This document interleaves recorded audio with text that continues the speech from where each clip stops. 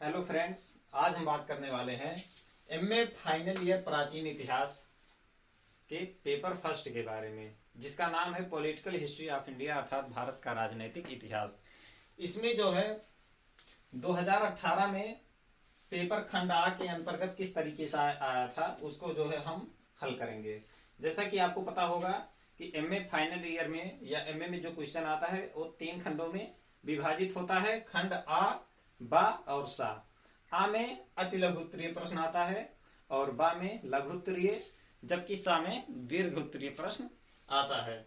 तो सबसे पहले हम हल करेंगे खंड आ के अंतर्गत जो कि क्वेश्चन आता है अति लघु उत्तरीय प्रश्न, जिसे हमें लगभग 50 शब्दों में लिखना होता है।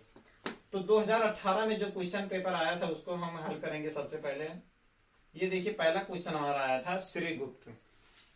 श्रीगुप्त कौन था? श्रीगुप्त जो है गुप्त वंश का संस्थापक माना जाता है। आपको कहीं कहीं पे श्रीगुप्त के बजाय चंद्रगुप्त प्रथम भी गुप्त वंश का संस्थापक देखने को मिलेगा। तो किस प्रकार से रहता है? क्योंकि जो श्रीगुप्त था इसने गुप्त वंश की नींव रख दी थी। लेकिन क्या होता है, ये जो है किसी के सामंत होते हुए जो है शासन कर रहे थे।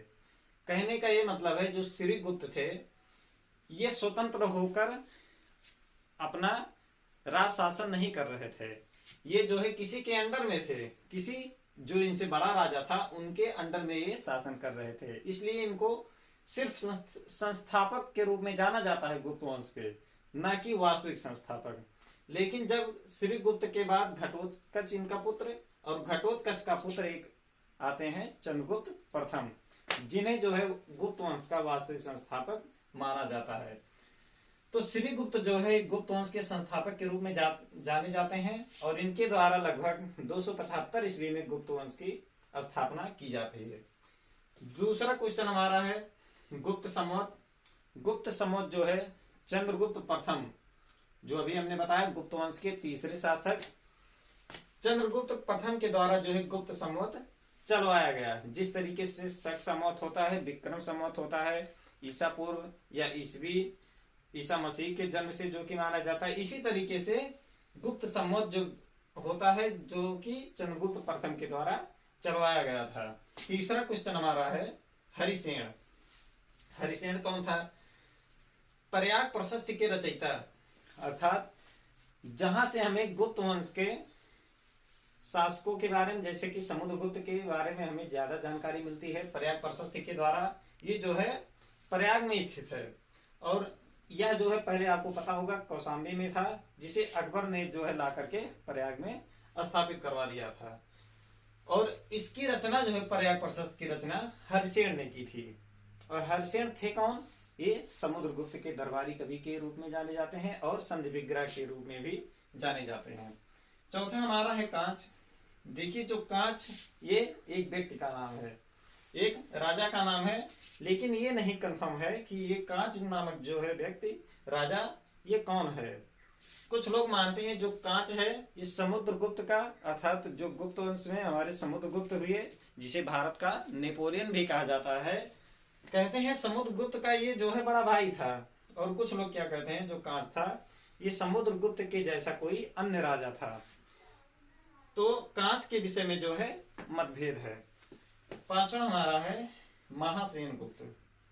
अब देखिए, गुप्त काल जो हमारा है एक गुप्त वंश हो गया जो कि स्वर्ण युग के नाम से जाना जाता है। जबकि जब स्वर्ण युग जो है हमारा गुप्त वंश, इस वंश का विनाश हो जाता है तो लगभग 515-20 ईस्वी के आसपास में कोई दूसरा गुप्त वंश आता है, जिसमें एक शासक का नाम था महासेन गुप्त। ये थे कौन? ये दामोदर का पुत्र, दामोदर गुप्त का पुत्र, जिसने क्या किया था, असम नरेश सुस्थित वर्मन को ब्रह्मपुत्र नदी पर पराजित किए थे। छठवां हमारा क्वेश्चन है ग्रहवर्मन।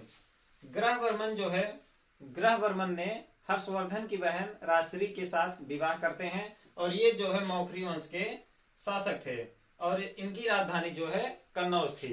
तो ये जो है हर्षवर्धन के जीजा थे और क्योंकि हर्षवर्धन की बहन राजश्री के साथ इन्होंने विवाह किया था। सातवां क्वेश्चन हमारा है मिहिर कुल। मिहिर कुल जो है एक और शासक था जो कि तोरामाड़, यहाँ पे देख सकते हैं तोरामाड़ जो है, कहीं कहीं पर आपको तोरामाड़ भी मिलता है। तोरामाड़ का क्या था, पुत्र था। 8वां हमारा क्वेश्चन है विंध्य शक्ति। विंध्य शक्ति कौन था, वह काटक वंश का संस्थापक था। 9वां हमारा है कन्नौज। कन्नौज जो है मौखरी वंश की राजधानी थी, या आधुनिक कानपुर में आपको, यदि आप कानपुर के साइड में जाएंगे तो कन्नौज आपको मिल जाएगा। तो कन्नौज जो है प्राचीन काल में काफी फेमस था, और इसी के लिए जो है त्रिपक्षीय संघर्ष भी होता था। 10वां हमारा क्वेश्चन है कालिदास। कालिदास, ये देखिए अभिज्ञान शकुंतलम के रचयिता, जो कि इनकी सबसे प्रसिद्ध रचना है, और ये जो है संस्कृत भाषा के महान कवि के रूप में भी जाने जाते हैं। लेकिन कालिदास का कार्यकाल जो है निर्धारण नहीं है कि कालिदास जी थे ये किसके शासनकाल में थे। तो ये 10 क्वेश्चन जो हमारे हैं, इसे लगभग आपको प्रत्येक का आंसर लगभग 50 शब्दों में देना होगा। और एक बात हम आपको बता देते हैं, कुछ लोग कमेंट करते हैं कि सर आप जो है किस यूनिवर्सिटी का ये जो है सिलेबस हल करा रहे हैं, तो आपको बता देता हूँ, ये जो है डॉक्टर राम मनोहर लोहिया अवध यूनिवर्सिटी, जो कि अयोध्या में है, इस यूनिवर्सिटी के द्वारा जो है हम इसको हल करा रहे हैं। तो ये वीडियो अच्छी लगी हो तो प्लीज लाइक करें, कमेंट करें, और चैनल को सब्सक्राइब कर लीजिए ताकि आने वाली अपडेट वीडियो आपके पास सबसे पहले पहुंचे।